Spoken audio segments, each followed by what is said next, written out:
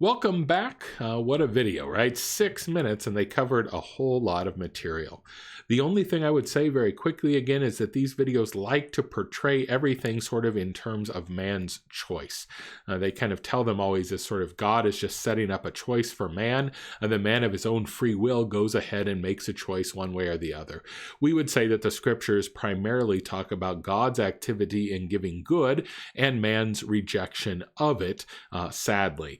And so it's not so much just that God sets up this thing and then humanity is the one that determines whether things go well or whether things go badly. If humanity does not get in the way of God's activity, things go well. And if man does get in the way of God's activity, things go very poorly. The other thing I wanted to touch just really quickly is I thought they did a fairly nice job of talking about the hardening of the heart. The Bible, of course, does say that if God wished to simply harden someone for his own purposes, he would certainly be just to do so.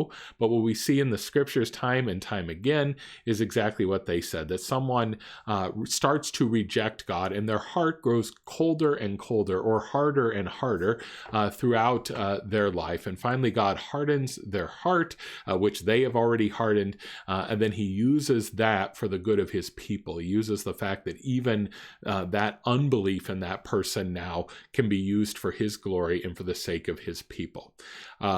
They also finally give us a great sense that the Passover event is the key event, this putting of the blood of the lamb upon the doorpost, and the people of God are saved from death and then ultimately taken into a new land. We have a while to go before they get there, but this is certainly the prime act of salvation in the Old Testament, and we'll come back to that after the second video.